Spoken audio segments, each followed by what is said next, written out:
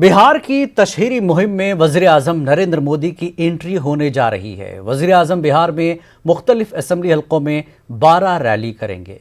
देवेंद्र फडणवीस ने मीडिया को ये जानकारी दी कि 23 अक्टूबर को वज़ीर-ए-आज़म नरेंद्र मोदी सासाराम, भागलपुर और गया में रैली करेंगे। 28 अक्टूबर को वो दरभंगा, मुजफ्फरपुर और पटना में अवामी इजलास से खिताब करेंगे। 1 नवंबर को वज़ीर-ए-आज़म नरेंद्र मोदी छपरा, मशरक़ी चंपारण और समस्तीपुर में रैली करेंगे, जबकि 3 नवंबर को मगरबी चंपारण, सहरसा और अररिया में नरेंद्र मोदी एनडीए के उम्मीदवारों के हक में वोट मांगेंगे। आदरणीय प्रधानमंत्री जी की सारी रैलियां ये एनडीए की रैलियां होगी।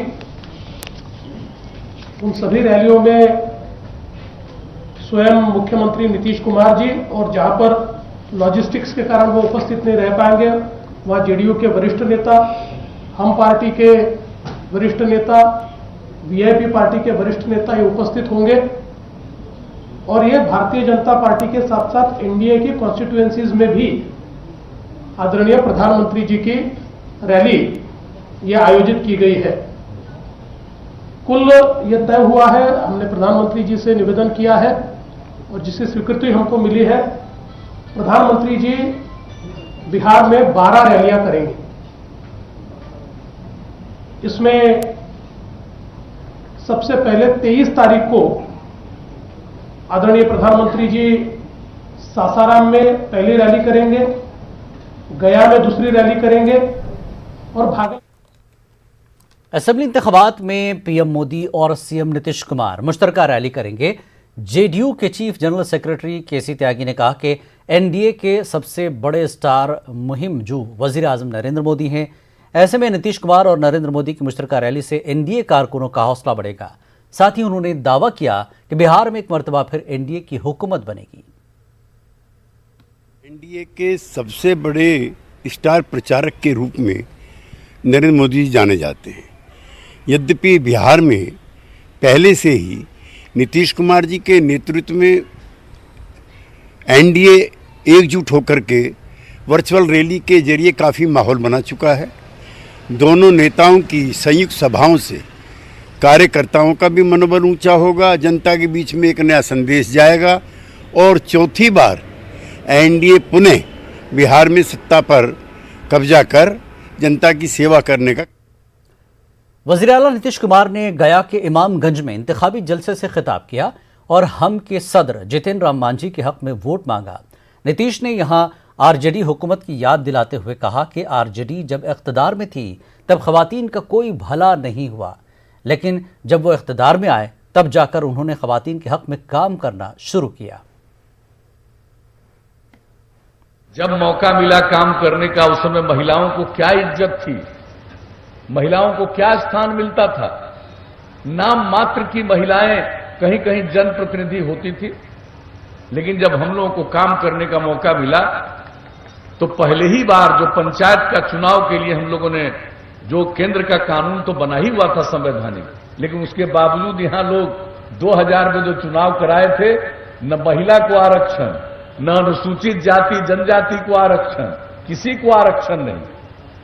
और जब हम लोगों को मौका मिला तो तत्काल हम लोगों ने अध्यादेश लागू किया, फिर कानून बनाया और पूरे बिहार में जो हम लोगों ने चुनाव कराया 50%। वज़ीर-ए-आला नीतीश कुमार मुसलसल इंतखाबी दौरे पर हैं। अरवल में भी उन्होंने इंतखाबी रैली से खिताब किया और एनडीए उम्मीदवार को जिताने की अपील की।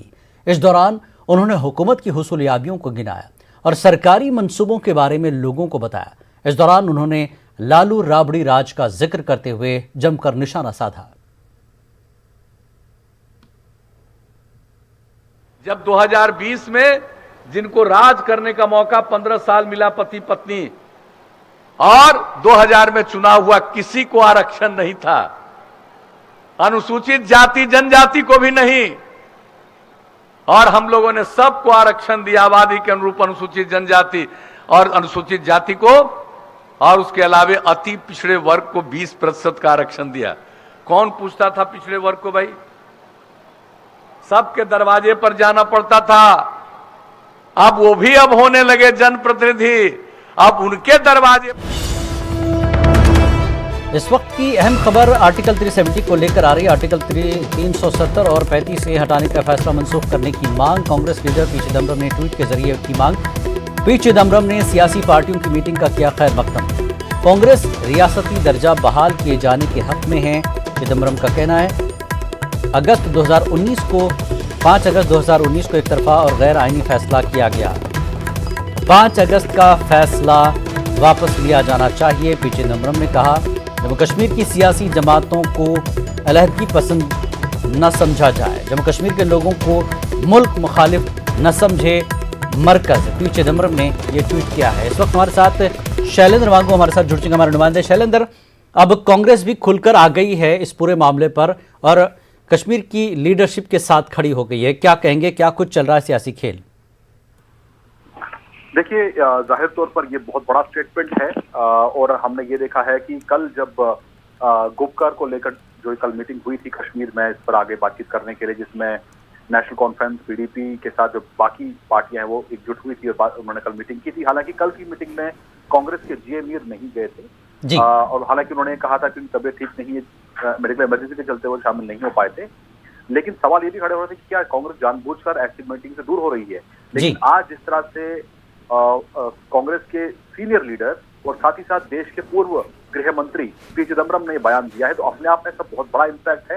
हालांकि हम ये देखते आए हैं कि बीजेपी की तरफ से कहा जाता रहा है कि अब कोई ऐसी पार्टी है वो आवाज खड़ी नहीं करेगी, कि कोई पार्टी ये नहीं चाहती है कि 370 को वापस रिस्टोर किया जाए। लेकिन अब क्योंकि कांग्रेस ने आवाज उठाती है तो जाहिर तौर पर यह बहुत बड़ा मसला हो सकता है, क्योंकि कांग्रेस इस पे इन पॉलिटिकल पार्टी को पूरी तरह सपोर्ट कर रही है। तो कहीं ना कहीं हमने पिछले दिन ये भी देखा है कि गुपकार को लेकर महबूब मुफ्ती की रिहाई के बाद ये कहा जा रहा था कि गुपकार को लेकर फिर से एक साजिश की जा रही है।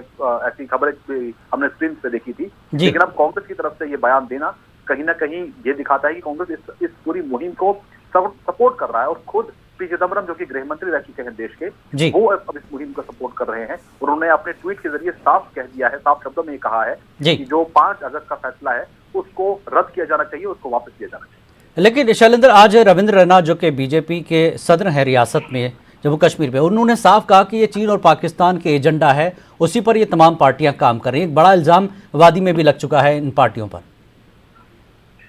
देखिए, जाहिर तौर पर ये जब फैसला लिया गया था, हालांकि ये फैसला किसी एक पार्टी ने नहीं लिया है, सरकार ने नहीं लिया है, बल्कि ये फैसला संसद की तरफ से आया है। संसद में ये फैसला लिया गया था कि 370 हटाया जाएगा और वहीं साथ ही साथ 35A के साथ साथ जम्मू कश्मीर को 2 हिस्सों में तकसीम किया जाएगा और दोनों को यूनियन टेरिटरी का दर्जा दिया जाएगा। ये पार्लियामेंट से पास किया गया फैसला है, इसमें किसी एक इंडिविजुअल पार्टी या किसी सरकार का मत नहीं है। तो जाहिर तौर पर इस पे एक पॉलिटिकल बवाल हम उम्मीद कर सकते हैं जल्द शुरू होगा, क्योंकि अभी तक कांग्रेस की तरफ से खुल के इस कदर 370 की बहाली को लेकर किसी नेता ने नहीं बोला था। लेकिन जब पी चिदम्बरम ने बात छेड़ दी है तो जाहिर तौर पर अब इस पे बीजेपी की तरफ से भी कड़ा रिएक्शन आ सकता है। हालांकि ये भी साफ है कि ये बीजेपी या मोदी सरकार की तरफ से लिया गया फैसला नहीं है, ये संसद से पारित फैसला है और उसको बाकायदा संसद से पारित कराया गया। हालांकि इस तरह की अगर आवाजें उठती हैं तो इस पे एक पॉलिटिकल माहौल देश में जरूर बनेगा इस मुद्दे को लेकर, और जाहिर तौर पर बिहार चुनाव पर भी इसका असर होगा, क्योंकि माना जा रहा है कि इस मुद्दे को अब जो रूलिंग पार्टीज हैं, जो एनडीए है, वो इस मुद्दे को बिहार चुनाव में भी उठा सकती है। बिल्कुल, बहुत बहुत शुक्रिया शैलेंद्र इस पूरी तफसीली बातचीत के लिए। बहरहाल एक तरह से कांग्रेस अब पूरी तरह से सपोर्ट में आ गई है गुपकार एलानिया के मामले पर। जैसा कि चिदम्बरम का ये ट्वीट, ये ऐलान कि वो साथ खड़ी है और उन्होंने साफ कहा कि 370 और 35 से हटाने का जो फैसला है उसको मनसूख करने की मांग की है पी चिदम्बरम ने, और पार्टी के बड़े लीडर हैं और जैसा कि उन्होंने कहा कि वज़ीर दाखिला भी रह चुके हैं। तो कांग्रेस एक तरह से गुपकार एलानिया के साथ खड़ी है। आइए आगे बढ़ते हैं। इंतखाबी जंग में एनडीए की तमाम जमातों ने पटना में मुश्तरका तौर पर रिपोर्ट कार्ड जारी किया। बीजेपी, जेडीयू, हिंदुस्तानी अवाम मोर्चा और वीआईपी के लीडरान मंच पर मौजूद रहे। सभी ने तरक्की को लेकर मरकज और रियासती हुकूमत के कामों को गिनवाया और तरक्की को ही इंतखाबी एजेंडा बताया। सोच के केंद्र में है बिहार का विकास। काफी काम किया है, आगे और तेजी से करेंगे। दूसरी ओर लोकतंत्र के नाम पर निजी और सार्वजनिक के फर्क को समाप्त किया जा रहा है। एनडीए के लोग इकट्ठा होकर के एक डेवलपमेंट के नाम पर जो एक नैरेटिव इस प्रदेश में, तो इस लाइन पर वोट पहले पड़ता नहीं था, जात और धर्म पर ही नैरेटिव बन के राजनीति होती थी। लेकिन नीतीश कुमार जब से मुख्यमंत्री बने एक नया नैरेटिव बनाया और विकास के नाम पर सड़क पर, बिजली पर, पानी पर चुनाव होता है, वो बिहार में पहली बार एनडीए सरकार ने करके दिखाया है। बीजेपी के कौमी सदर जेपी नड्डा ने नवादा के भसवा में आरजेडी पर जमकर निशाना साधा।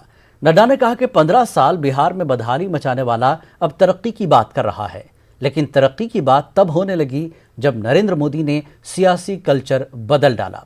नड्डा ने कहा कि पहले जात पात की बुनियाद पर वोट मांगा जाता था, लेकिन अब तरक्की का रिपोर्ट कार्ड पेश किया जाता है। चुनाव में फिजा जो बदली है ना, और विकास की चर्चा जो शुरू हुई है, और विधायकों के द्वारा, नेताओं के द्वारा अपने रिपोर्ट कार्ड को रखने की बात शुरू हुई है, यह जब से भारत की राजनीति में नरेंद्र मोदी आए हैं तब से भारत की संस्कृति बदल गई।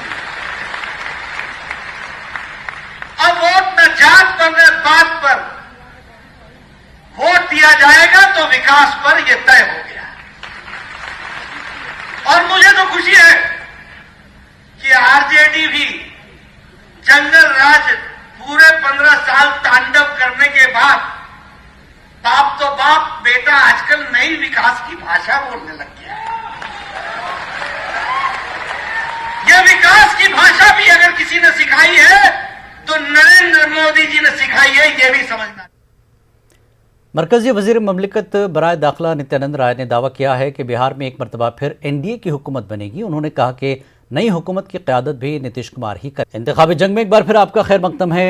बिहार इंतखाबात के लिए बीजेपी के स्टार कैंपेनर धर्मेंद्र प्रधान ने कहा कि एनडीए तरक्की के मुद्दे को लेकर इंतखाबी मैदान में उतरा है। एनडीए नीतीश कुमार की क़यादत में एक मरतबा फिर अपनी सरकार बनाएगी। आप स्टार प्रचारक हैं, बिहार में इलेक्शन है, बीजेपी की क्या स्ट्रैटेजी है इलेक्शन को लेकर? देखिए, प्रधानमंत्री नरेंद्र मोदी जी के नेतृत्व में बिहार में एनडीए और बिहार की जो नेतृत्व है वहाँ का मुख्यमंत्री श्री नीतीश कुमार जी, उप मुख्यमंत्री श्री सुशील मोदी जी के नेतृत्व में एनडीए एक बहुत बड़ी विजय हासिल करेगा, उसमें कोई संदेह नहीं है। विकास वहाँ का प्रमुख मुद्दा है। हम लोगों ने काम किया है। बिहार एक बहुत बड़ा संभावना की राज्य है, वहाँ की लोगों के लिए काम किया गया है और जो लोग हमारे प्रतिद्वंदी हैं उनके पास भी सत्ता रही है, दशकों तक उनके हाथ में भी सत्ता रही है। उन्होंने क्या काम किया है और हम लोगों के कार्यकाल में वहाँ के बिहार में जो एनडीए सरकार चली है, केंद्र में जो एनडीए सरकार चल रही है, उसकी उपलब्धि जनता के सामने है। विकास को हम मुख्य मुद्दा बनाने वाले हैं, उसी के ऊपर चुनाव लड़ रहे हैं। हमें पूरा विजय प्राप्त होगा, उसमें कोई संदेह नहीं है। बरसर इख्तिदार जमात की जानिब से अपोजिशन की खामियां उजागर की जा रही हैं, तो अपोजिशन बरसर इख्तिदार ग्रुप की कमियों को आम लोगों के दरमियान जाकर गिनाने का काम कर रहा है। अपोजिशन लीडर तेजस्वी यादव भोजपुर जिले के संदेश असेंबली हलके में एक चुनावी जलसे से खिताब किया, जहां तेजस्वी ने नीतीश कुमार पर अपने वालिद लालू प्रसाद यादव के अंदाज में जमकर हमला बोला। बिहार में सबसे बड़ी समस्या है बेरोजगारी की। 46.6 बेरोजगारी दर है। 46.6% बेरोजगारी दर बिहार में, जो कि देश में सबसे ज़्यादा है। यहाँ कई बुजुर्ग लोग हैं, कई नौजवान हैं, सब लोग पढ़ लिख लिया, डिग्री होते हुए भी रोजगार नहीं है, या जिसको रोजगार था वो भी छीन लिया गया। तो और 15 साल से नीतीश कुमार जी डबल इंजन की सरकार की, नीतीश जी की डबल इंजन की सरकार है। 15 साल में भी इन्होंने गरीबी नहीं मिटाया, बेरोजगारी नहीं मिटाया, पलायन नहीं रोक पाए, गरीबी नहीं हटा पाए, एक सुई का भी कारखाना नहीं लगाया, कोई उद्योग धंधा नहीं लगा, शिक्षा चिकित्सा सब पूरी तरीके से चौपट हो गया। हमने बोला है कि बिहार जो है बेरोजगारी का केंद्र बना है। हाजीपुर में लालगंज असेंबली हलके के कांग्रेस उम्मीदवार राकेश कुमार उर्फ पप्पू सिंह ने अपना पर्चा नामजदगी दाखिल किया। नामजदगी का पर्चा दाखिल करने के बाद उन्होंने अपनी जीत का दावा किया। कांग्रेस के सीनियर लीडर और साबिक गवर्नर निखिल कुमार ने भी राकेश की जीत का दावा करते हुए कहा कि काम करने वाले लोगों को आवाम हमेशा पसंद करते हैं। तो पहला काम अब क्या करेंगे लालगंज के लिए, क्योंकि ये मुद्दा इस तरह से चल रहा है कि अगर हम जीत गए तो मुद्दा तो बहुत है, 9-10 मुद्दे हैं जिसको तुरंत दुरुस्त करना है। लेकिन बहुत बड़ी बात है कि अगर हमारी महागठबंधन की सरकार बनती है तो सबसे बड़ा मुद्दा है कि अनुमंडल बनाना, जो आज से इतने सालों से चल रहा है, किसी ने इसमें पहल नहीं की। अगर हमारी महागठबंधन की सरकार बनती है और हम जीत के आते हैं तो मैं जरूर सरकार से अनुरोध करके दबाव देकर मैं ये काम करूँगा कि लालगंज को अनुमंडल बनाया जाए। और जो इन्होंने कहा भी समस्याएं हैं, बहुत जरूरी है उन समस्याओं का निदान निकालना। पिछले 5 सालों में कुछ हुआ नहीं और हम उम्मीद करते हैं कि जब जीत के आएंगे, एमएलए बनेंगे तो कुछ विकास के ऐसे काम करेंगे जो बिहारी बाबू के नाम से मशहूर शत्रुघ्न सिन्हा की अहलिया पूनम सिन्हा ने बेटे लव सिन्हा की इंतखाबी तशहीर की कमान संभाल ली है। पहले उनके कंधे पर शत्रुघ्न सिन्हा की तशहीर की जिम्मेदारी थी और इस असेंबली चुनाव में वो बेटे के लिए मैदान में उतरी हैं। पूनम का दावा है कि लव सिन्हा की जीत पक्की है। शत्रुघ्न सिन्हा के बेटे लव सिन्हा पटना के बांकीपुर इंतखाबी हलके से कांग्रेस के उम्मीदवार हैं। शत्रुघ्न सिन्हा जी के लिए यहाँ आती थी, चुनाव प्रचार करती थी। इस बार बेटे की बारी है। जी बिल्कुल बिल्कुल, और मुझे लगता है एक बीवी और माँ का रोल जो है बहुत जरूरी होता है एक पति के लिए और बच्चों के लिए। इसलिए मैं हमेशा आगे रहती हूँ कि बच्चे हैं तो बच्चों के लिए, पति है तो पति के लिए। लगता है कि इस बार जनता आपके बेटे को विधानसभा भेजेगी? जी बिल्कुल बिल्कुल, क्यों नहीं। यहाँ की जनता जानती है ना कि क्या होता है, क्या काम होता है, क्या काम नहीं होता है। लेकिन मैम एक सवाल ये है कि लोग यह कहते हैं कि शत्रुघ्न सिन्हा और उनका जो पूरा परिवार है वो सिर्फ चुनाव में नजर आता है, चुनाव के बाद वो लोग नजर नहीं आते। कौन लोग कहते हैं? आप एक आदमी ले आओ, या कौन लोग कहते हैं ये बात? अगर वो लोग कहते हैं भी हैं तो वो लोग अनाड़ी लोग हैं जो नहीं जानते हैं कि सिन्हा साहब जितना आराम से अपने पटना में रहते हैं और आते हैं और पटना को चाहते हैं वो कोई नहीं जानता। लेकिन हम प्रचार करके नहीं आते हैं, क्योंकि हमारा प्रचार तो खुद हो जाता है। एयरपोर्ट पे उतरते हैं और सब खड़े हो जाते हैं, तो हमें क्यों करने की जरूरत है प्रचार? ये है कि हम लोग हाई परफॉर्मेंस और लोग की में ट्रस्ट रखते हैं। बांकीपुर की जनता यह भी जानना चाहती है कि क्या लव सिन्हा की बहन सोनाक्षी सिन्हा भी उनके प्रचार में आएंगी इस बार विधानसभा के? एज ए फैमिली तो सब एक दूसरे के लिए जुट जाते हैं ना, लेकिन ये भी है कि आज के टाइम में हम देखते हैं कि कौन आ सकता है, कौन व्यस्त है, कौन नहीं है। लेकिन पापा तो जरूर आएंगे। ऐसा हो ही नहीं सकता है कि इनके पिताजी नहीं आए, कुछ भी जरूर आएंगे। लेकिन सोनाक्षी का हम अभी नहीं बोल सकते बिकॉज उसका शेड्यूल के ऊपर होता है। लव सिन्हा इंतखाबी मैदान में हैं, लेकिन बांकीपुर असेंबली हलके के लोग उन्हें नहीं जानते। वो इलाका जहां लव सिन्हा का आबाई घर है, वहां के लोगों ने भी अब तक लव को नहीं देखा है। वो वोटर जिनको ये तक नहीं मालूम कि कांग्रेस ने उनके बांकीपुर असेंबली हलके से जो उम्मीदवार खड़ा किया है उसका नाम लव सिन्हा है। हमारे साथी शैलेंद्र कुमार ने पटना के बांकीपुर असेंबली हलके के लोगों से बात की। नाला रोड में है, जो कि शत्रुघ्न सिन्हा का यहाँ इस मोहल्ले में घर है। लव सिन्हा यहाँ से चुनाव लड़ रहे हैं बांकीपुर विधानसभा से। हम यहाँ के लोगों से जानते हैं कि वो लव को कितना जानते हैं। आप जानते हैं यहाँ से कौन कौन उम्मीदवार है और लव सिन्हा कौन है? उम्मीदवार तो लगता है कि लालू यादव, उम्मीदवार तेजस्वी। लव सिन्हा को जानते हैं? लव सिन्हा को नहीं जानते हैं। वो यहाँ से बांकीपुर के उम्मीदवार हैं? नहीं, उतना मालूम नहीं है हमको। आप जानते हैं लव सिन्हा कौन है यहाँ से? नहीं जानता हूँ, मैं यहाँ गाड़ी बनवाने आया। लव सिन्हा बांकीपुर से कांग्रेस पार्टी के उम्मीदवार हैं और शत्रुघ्न सिन्हा के बेटे हैं। अच्छा, जानते हैं उन्हें? नहीं, नाम तो सुना हूँ लेकिन जानते नहीं हैं। नहीं। और भी लोग हैं यहाँ पर, उन लोगों से हम बात करते हैं। आप लव सिन्हा को जानते हैं? नहीं भी अभी बताया आपको, नहीं जानते लव सिन्हा को। आप जानते हैं लव सिन्हा को, यहाँ से कांग्रेस उम्मीदवार है वो? नहीं। ये कदम कुआं का और नाला रोड के इलाके का हाल है, और भी यहाँ पर कई लोग हैं, मार्केट है। आप लव सिन्हा को जानते हैं? देखे तो नहीं है सर अभी तक। आपने कभी देखा है लव सिन्हा को? यहाँ इस पास में घर है थोड़ी दूर। जी नहीं। कितने दिन से यहाँ दुकान चला रहे हैं आप? 30 साल से ऊपर। कभी लव सिन्हा को देखा है आपके? नहीं भैया, नहीं देखे। कभी इधर से गुजरे हो? नहीं, कभी नहीं। जानते हैं वो कौन है? नहीं भैया, नहीं जानते। सिन्हा के बेटे हैं, विधानसभा का चुनाव। नहीं जानते भैया। तो देखिए, ये हम इस वक्त कहीं बाहर नहीं है, ये बांकीपुर विधानसभा क्षेत्र ही है, और इस क्षेत्र में हम मौजूद हैं, और यहाँ से चंद कदम की दूरी पर शत्रुघ्न सिन्हा का घर है, और भी लोग हैं यहाँ पर, स्थानीय लोग हैं। लव सिन्हा को जानते हैं आप? जानते हैं? नहीं सर। तो देखिए, ये हाल है, और इसी यूं ही नहीं कहा जाता है कि कोई कैंडिडेट पैराशूट से उतर कर के चला आया हो।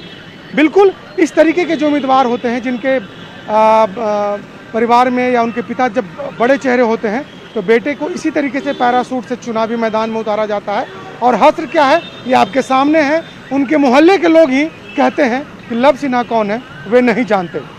कैमरा पर्सन राहुल के साथ सैलेंडर साहिल, न्यूज़ 18 पटना।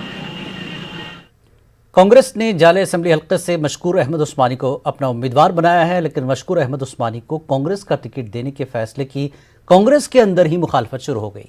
टिकट के दावेदार और साबिक एमएलए ऋषि मिश्रा ने पार्टी के खिलाफ मोर्चा खोल दिया है। ऋषि का कहना है कि जिन्ना नवाज को जाले के अवाम कभी बर्दाश्त नहीं करेंगे। गांधी नवाज पार्टी में जिन्ना नवाज टिकट कैसे दिया जा रहा है? यही नहीं, ऋषि मिश्रा ने मदन मोहन झा को कांग्रेस के रियासती सदर के ओहदे से हटाने की मांग की है।